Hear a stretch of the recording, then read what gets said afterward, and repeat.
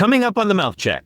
You have supply growing, and then you think, we're going to build stocks. But then demand caught up, and quite viciously. Welcome to the Milk Check from TC Jacoby & Company, your complete guide to dairy markets, from the milking parlor to the supermarket shelf. I'm Ted Jacoby. Let's dive in. This week, we are excited to have two special guests, Martijn Goedhart and Henk-Jan Boelman from Cefetra Dairy in the Netherlands. We've been working closely with these guys for some time, and we thought it would be a great idea, given all the craziness in dairy markets going on in the United States, to ask them to give us a little bit of perspective on what's going on in Europe so we can get a feel for how the global markets are affecting our U.S. dairy markets. Martijn, Henk, thanks for joining us today. Thanks for having us, Ted. Thank you, Ted.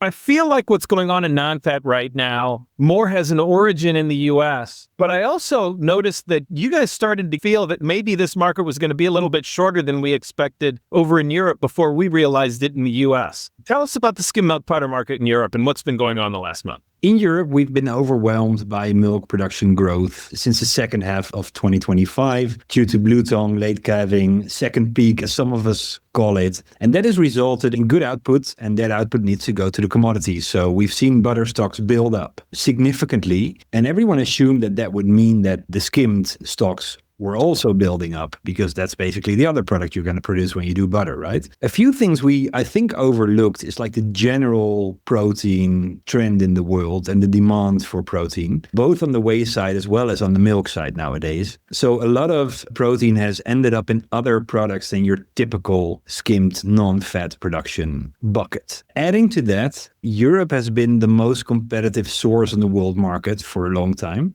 Demand wasn't great because buyers were buying hand to mouth because they would basically wait for that carry to come toward them and buy at the lowest price at the last moment. But now we see that the exports out of Europe have been great. And that's been keeping the market clean. I think some traders speculated on lower prices and got caught short, basically, needed to cover. And that's where we are at now. And I think more than ever, if you look at NZX, this all started with a firmer GDT, with China stocking up a bit. So if you look at NZX, CME and EEX, those markets are starting to correlate better than they did before, because everyone's looking at the developments of the other exchanges and then draw their conclusions for their own home base. And yeah, that cocktail, together with some US developments that we're going to dive into, has caused record high volatility over the last few weeks. So Martijn, you're telling a story that sounds very familiar, because that's exactly what we've seen here in the U.S. We're not making anywhere near as much non-fat dry milk as we expected because the protein demand is forcing those skim solids into other places. What are those other places in Europe? Where is that protein being used, and what is it being made into in Europe right now? I think there's two main streams. Bear in mind that the milk pressure in Europe was so high that you need to burn milk, and the way to do that is to produce casein. So I think casein production has increased by like double-digit numbers. And that's not because it was such a nice valorization. You can just dry more milk per hour. And considering the liquids markets over the last few months, during our low season, liquid milk was trading way below the commodity equivalent, proving that there's a surplus of liquid milk that can't be processed by drying it or churning it. So that's one part. The other part is, it's the same in the US. We've been around here for a few days now, but in Europe you see the same. Everything is protein-fortified, extra protein in basically everything you can buy. So a lot of protein that is processed in line before it even reaches the other class, so like the dryers, basically. Martijn, Henk, do you guys think that the skim milk powder market in Europe has tightened up primarily because everybody who was living hand to mouth saw the market started going up and they decided they wanted to buy more now because they wanted to get the product at a lower price before the price went higher, and then they just started chasing the market? Or do you think demand has shifted and there's a true increase in the demand for the product? There's two things to touch upon here, Ted. One is, you're absolutely right. People were buying hand to mouth, and they were actually rewarded for doing that because everybody believed that the price of tomorrow was better than the price of today. And for a fairly long period of time, they got rewarded for that. That also led to traders being short, as Martijn touched upon. From a demand perspective, yes, there's actually quite some demand. And people also realize that they have to turn to Europe to find their cheapest skim. That also creates a bit of a demand pull towards European skim, which makes the price go up. And we've seen that in particular in low heat in comparison to medium heat. But in general, export markets for us are pretty strong. And I would say pretty much all the demand ends up in European skim milk powder origins. Is anybody extending days in inventory? Do we think that there's a short squeeze driving international clients to buy a couple extra weeks, month, more than that of product? The nature of your question, Ted, is what's caused us to tighten up on that product? Is it truly demand for nonfat dry milk, or is it just reduced production overall? And I think maybe it's both in a way. On the one hand, Martijn mentioned that the catalyst of this was actually a GDT event where China stepped in and bought more. And I think that we've been talking about the disappearance of China as a structural buyer of milk powder for quite some time, but their stocks to use ratio has been reported to be fairly low, and maybe they felt it was time to extend some days in inventory. At the same time, you evidenced what's happening in the US, and Martijn alluded to it a little bit in Europe as well, that the pull for dairy protein in general is actually vacuuming some solids away from the dryer, and particularly the S&P or the nonfat dryer. So is it both? Are we seeing people look to build a little bit more safety stock at the same time that our production is down a bit because protein demand overall is robbing our supply? There's a couple of things to touch upon, Josh. One is in this whole upward movement, there were quite some international buyers who still had demand open, for instance, for Q2 and Q3, and decided to step in and said, hey, this is a moment to buy to cover that demand because I am anticipating an upward movement. So in that sense, I'm completely with you. Producers did the same as well. For them, it was also attractive to lock some forward sales. And that has led to lesser availability of skim in EU. And that basically also caused the rally to continue. I think the difference with the US, as I understand it, is we have never not been able to buy product during this whole volatility. So producers were always offering. Customers would like step in, step out. If they really needed, they would book. They were also cautious. And we went up, then we went down, then we went up again. But in that down movement, customers were like, yeah, you see, so it will come off again. So that didn't prompt them to build any length. I think producers did fairly well in putting a fundament below their sales book for the flush that's upcoming. Traders are holding a fair bit of cash product right now for the next 3-4 months. It's not tight as such, but you see that certain buyers need certain origins that are scarce. So it's very much about the origin, the spec, and the product that you have, whether you can monetize on those higher prices. It seems to me, just listening to you guys talk about Europe, that the US and Europe are both experiencing a very similar phenomenon in our supply chain. Demand for protein is pulling skim solids away from the dryer first and foremost, which means on a skim milk powder / non-fat dry milk supply-demand balance, you're reducing the supply, even though we are both experiencing pretty significant increases in milk production. The traditional math is more milk means more skim milk powder. It didn't happen this time around, and it caught people by surprise. The demand for protein in Europe, just like in the US, is exceptional right now. But then that makes me ask the question, if we have less skim solids in the form of skim milk powder and non-fat in the global supply chain, is this increase in price directly proportional to reduced supply? So we got more people buying because they want to get in the front of it. So you got this bubble. But you also have had this slow decrease in overall skim milk powder demand going on,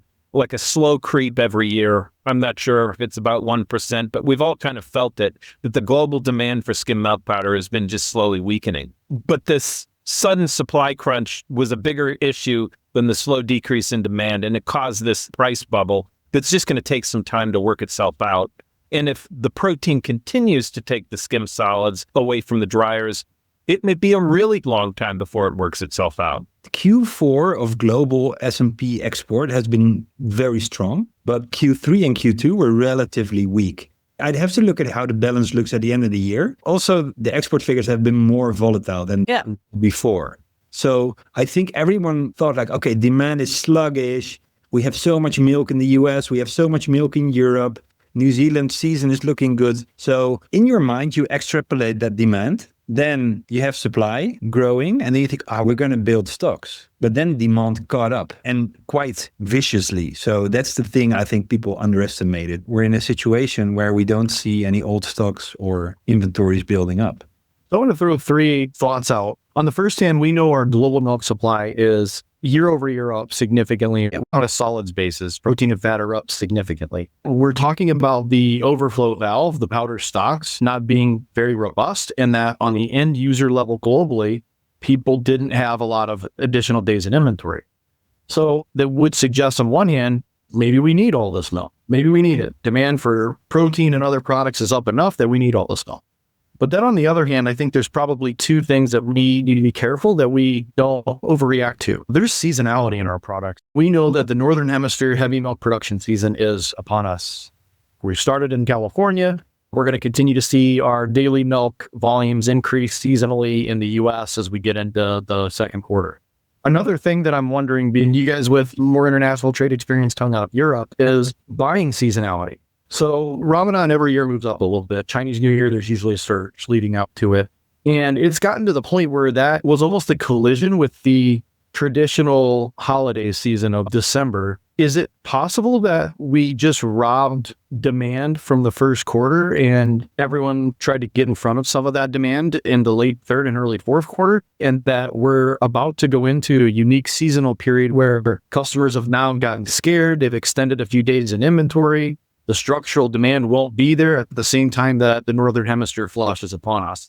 I mean, is it possible that we were just short squeezed based on seasonal issues in the first quarter, and we're going to resolve that with plenty of product in the second quarter? One final note I think that we shouldn't forget is that our year-over-year comparables are against a disease-infested 2024. We had bird flu in the US, we had blue tongue in Europe. How much are we actually over 2023 going into 2024? On 2023 versus 2024, I think Europe, you guys were down like 0.5% to 1% in 24. Does that sound about right? 23, 24 was pretty much flat. Mm-hmm. And 24, 25, we added like 100,000 metric tons. So like 6-7%, 24, 25. So you guys had a couple of flat years, followed by a year where you added quite a bit. Yeah. Which actually is pretty similar to what happened in the US. Yes, we had some disease like avian flu and bird flu hit California, and we were down in some places and up in others, but overall we were flat, but the solids were up a little bit. Yeah. Yeah. While dairy prices were decent, I didn't feel like we were facing a massive supply scarcity in those two flat years, which is one of the things that has me very perplexed about what's going on now. Because it's one thing to say, hey, there's all this new demand for protein. All the skim solids are going to protein, and that's why there isn't any skim milk powder and non-fat. Okay, let me phrase this a different way. That means that we are suddenly being faced with massive increases in demand for protein. The price of protein today is a lot higher than it was a year and a half ago when we were dealing with flat supply. So why is protein demand so much higher now compared to a year ago? Is it completely and solely demand driven? As amateur economists, like all traders are, that math doesn't seem right. Last year, we had significant competition among our export customers from Iran and Belarus in terms of S&P. The Iran exports were surging. I think it was like 150,000 tons of skim, something like that, that suddenly shows up. Europe is doing about 700, so that has an impact when you're talking to buyers. But that disappeared just as quickly as it appeared, which, yeah, that 150,000 tons or whatever it was, it will turn back to the next cheapest origin, which was Europe. So demand didn't grow, but shifted towards another origin, being EU. I think in general, overall competitiveness of EU skim milk powder is a lot better than last year, even in comparison to bigger skim producing regions. As Martijn touched upon, being based in the Middle East, I saw a lot of competition coming out of origins which were a bit more non-traditional. Iran was one of them. What happened is their overall competitiveness vanished really, really quickly due to a couple of things. One of them being disease. So they had foot and mouth disease in Iran. Two, their overall ability to import sufficient amount of feed. And three, their competitiveness due to a currency standpoint, which quickly changed. That indeed meant that the material that was supplied by Iran is now being supplied by Europe. It's a fascinating situation. Some of those solids that are going into MPCs are definitely reducing the demand for skim, unless it's coming from a different end user application. If we're seeing the MVCs going into sports nutrition, it's definitely new demand that is finding a new end user. It's a combination of a lot of the things that we have discussed in this call. Like the whole market being stored and getting super used to being hand to mouth for years, where you could buy product cheaper a month from now. So why would you buy it? Especially if you have high interest rates, right? So that's part of it. The other factor is definitely the whole market was shocked by the impact of the UF pool, of the additional MPC production, and the amount of solids that were not going in a dryer that everybody expected would go, right? Also, a few additional manufacturing productions, a few key plants in the US. This is starting to look like more of a fundamental shift than a short squeeze. And 3 weeks ago, everybody was saying, yeah, short squeeze, it's an amazing short squeeze, it's going to come down, right? And now that same rhetoric has been changing to, actually, this is not that much of a short squeeze, but it's more of a, there are not that many solids.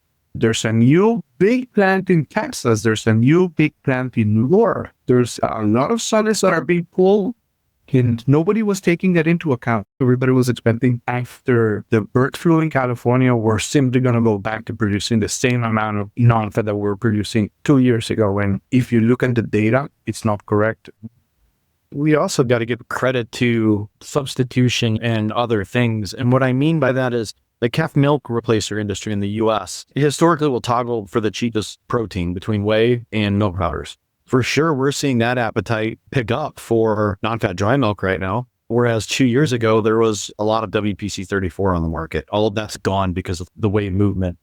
I think the utilization is shifting quite a bit. We've talked about where it's more difficult to track where milk solids are being consumed into a lot of protein enhanced beverages and things along those lines. That's becoming more difficult. We're saying demand's not great globally, but if you pick up feed demand because they can't buy the whey products that they bought before, that is more demand for milk powder. And by far the cheapest dairy protein right now is non-fat dry milk. The big question I have is seasonally in the second quarter, are we going to catch up? Are we going to be able to catch up globally or not? I think the whole market's really struggling to try to form an opinion on that, mostly because we can't really measure and put a finger on just how much new protein related demand there is in that difficult to measure space that I alluded to earlier. Particularly in the US, right? In Europe, doesn't seem like that situation is as strong as it is the US. It seems like in the US, you have all of these new cheese plants and UF plants, gas one plants, etc. Seems like at least in the US, that inventory building is going to be more difficult than in other regions. And the European dryers are full right now, correct? Yes. And the California dryers are full right now. Midwest dryers are nowhere near full. The answer to that might be a little bit easier than we're making this discussion. We've added a whole lot of cheese capacity. There's plenty of milk, but a lot of it's being processed into cheese. Are there many new dairy plants of any kind in Europe right now? Not coming online this flush as far as I know. Not surprisingly, but most of the investment obviously is in WPC and WPI. I think Friesland has a big plant coming up, but it's 2027. Am I right, Henk-Jan? Their latest expansion is 27, yes. So we're not really seeing any milk solids going to new places in Europe. It's all still within the traditional milk sheds going to the usual suspects. Yeah. Okay, let's switch topics to butter. The U.S., a year and a half ago, we were around $3 butter. It came down into the twos, 250-ish, and then at the bottom dropped out and went all the way down to, I think, 128 at one point in the U.S. Now it's back up in the 170s. But Europe dropped even more from an even higher precipice. Where have we been over the last year, and where's the butter market now in Europe, and what's it doing?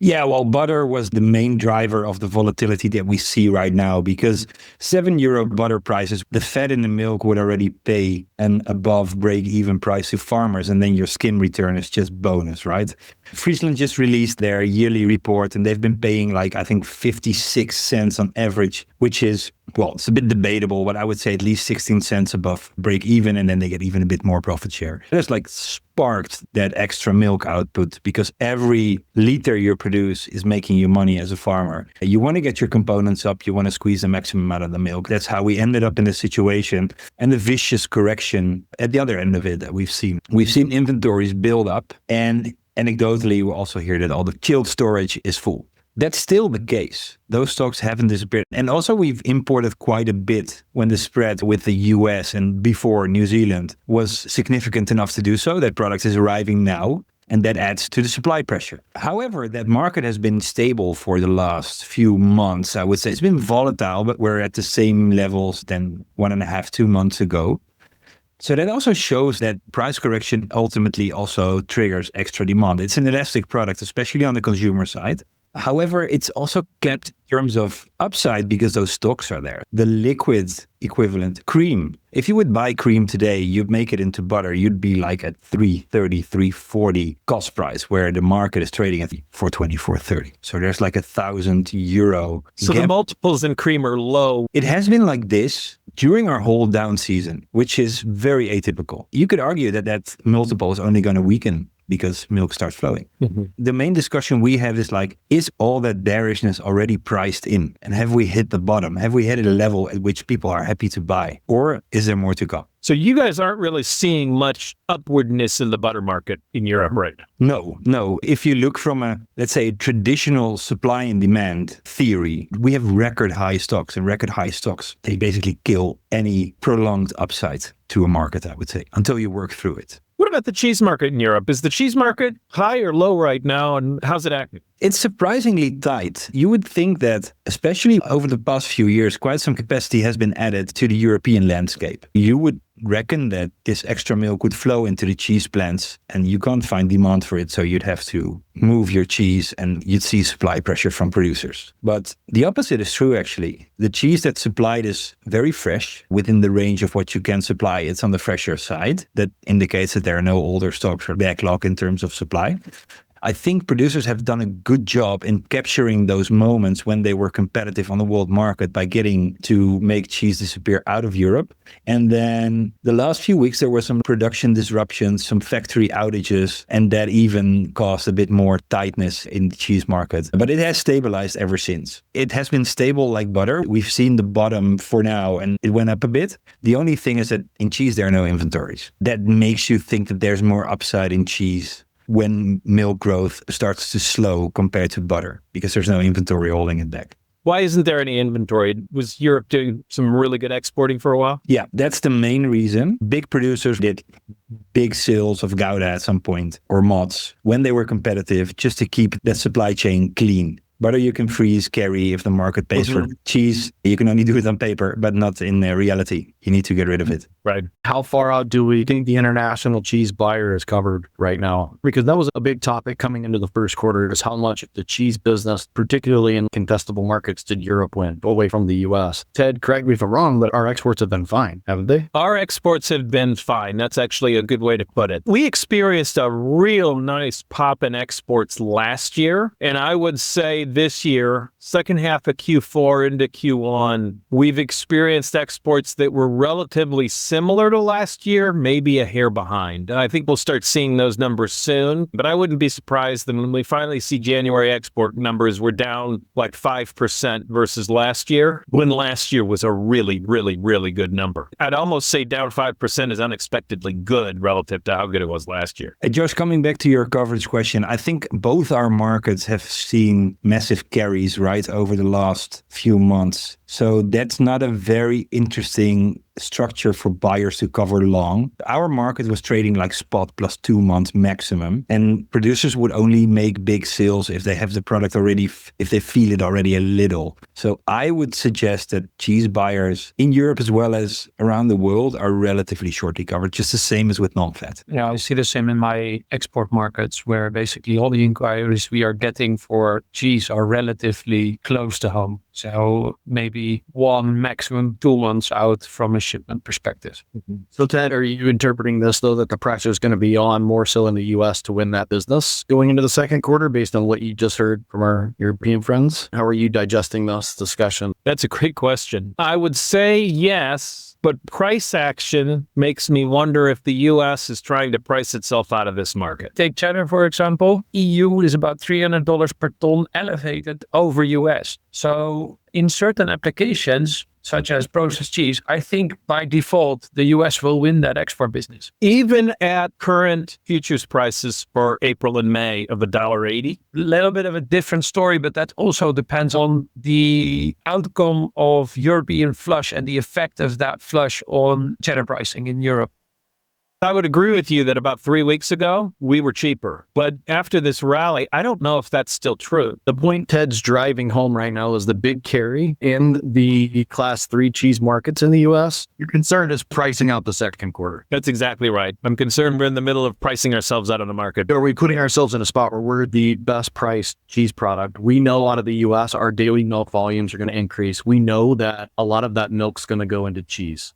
We know that we're going to have to compete for cheese business. But even despite the fact that Europe's relatively balanced, it feels like on cheese, are we putting ourselves in the global market in a position where Europe may win? It's going to be a good fight, Josh. None of the origins can afford to lose a lot of export business over the flush. We need to get those volumes moving. So the products where we compete, we will compete. Mm-hmm. And here's what's likely to happen. The U.S. having a little bit more mature and developed futures market means that as Europe goes out there and makes sure they get that business, the U.S. at some point will say, rather than going and exporting this cheese, I'm just going to put it in a warehouse and hedge it out on the futures because there's a carry in the futures market right now and I can make 10 cents just sitting on it for a month or two. If we are going to have to go head to head with Europe to get that export business, we might not get as much as we did last year in the second quarter. Because in the second quarter, we really did get a lot of that cheese export business. I agree. Only to what extent can you actually carry it physically without refreshing that? Because in Europe, that's a bit of an issue. In the U.S., there's a number of strategies,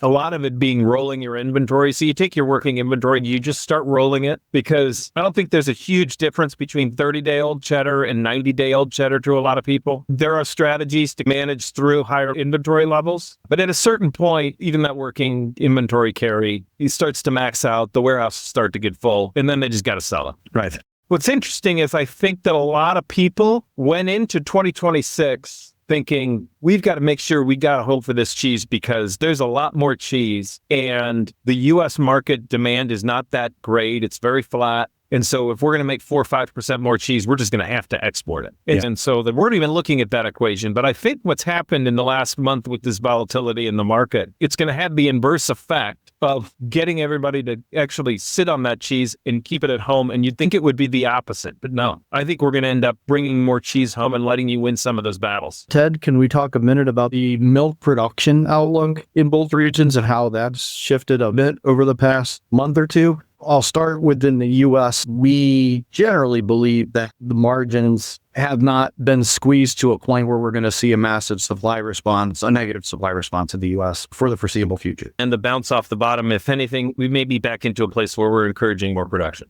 We've got some big comparables. There's maybe some vulnerabilities in the market. We've obviously been surprised with disease and other things in the past, so it's not imminent, of course, but the math says we should expect to continue to have a good amount of milk out of the U.S. going forward. How does that look out of Europe presently? I would say almost copy-paste, Josh. Skimmed has bounced back. Butter has stabilized. Cheese has stabilized up to a point where if I look at the valorization of Gouda at 3,300, you're well above the 40 cent mark, which is basically the pain point for European farmers. And then I'm taking into account sweet whey, not even WPC, right? So if you have your WPC return, that'll add another few cents at least. So yeah, we didn't go deep enough to encourage any decline in milk production. The big question is how that's going to turn out this year. If we see the same curve or more corrected to normal seasonality. But from a margin perspective, I think just like Ted said, we bounced off the bottom and it didn't hurt enough or long enough for anything structural to change in 2026. One more time, would you add a little bit of color to what you just mentioned a moment ago? The two flush situation coming from the blue tongue outbreak and issue?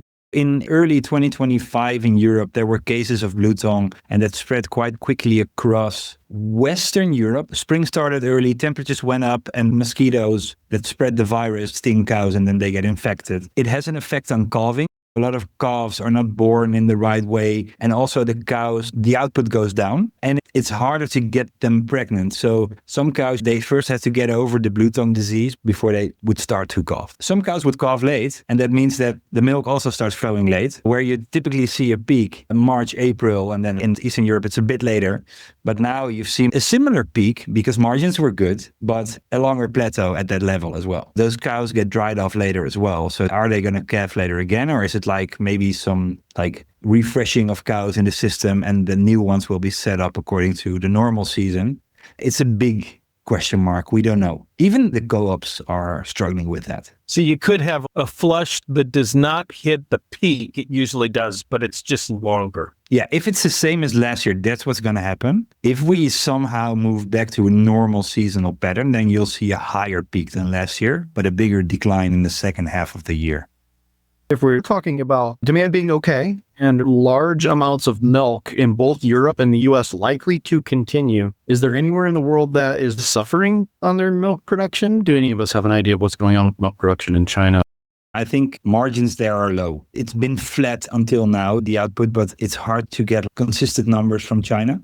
But margins are still very low, so that would not incentivize growth. Milk production in China popped over a 2-year period about 5-6 years ago, then held steady for a couple of years, then it pulled back. Now, after that pullback, it's flatlining again. What we're basically concluding from this is that we're going to have a lot of milk still, but with the exception of some risk maybe on the cheese side and maybe in the butter situation in Europe, the rest of the products don't seem to have concerning inventory levels as of right now. I would agree. I think there's enough supply, but there seems to be surprisingly good demand, especially for protein. All right, guys, we're wrapping up here. Lightning round question. Do you think what's happening in the non-fat market is a result of increased demand or less supply? Josh, you go first. I want to say both. We're experiencing more demand across the entire curve that is both pulling more non-fat supply and is also pulling away skim solids from the dryer. Okay, Martijn? Agree with Josh. Some of it is fundamental S&D, but a big part of it is demand waiting too long and needing to deliver. Okay. Yeah, I'm with the guys. I do not want to chicken out like you and say both. So I'm trying to decide which one. I think it's very subtle, but this is actually demand driven more than supply driven. Yeah. All right, guys. Thanks for joining us again. We really appreciate all the time that you guys spent tuning in and listening to us. Keep milking those cows, and we'll keep showing up and telling you what we're seeing out there. We'll be back in 2 weeks for a market update with the Jacoby team. Looking forward to seeing you then. All right, guys. Hey, Martijn, Hank, thank you so much for joining us today. Really appreciate the conversation. Thanks, guys. Huge pleasure. Thank you very much. Cheers. We welcome your participation in the Milk Check. If you have comments to share or questions you want answered, send an email to podcast@jacoby.com. Our theme music is composed and performed by Phil Kagi. The Milk Check is a production of TC Jacoby & Company.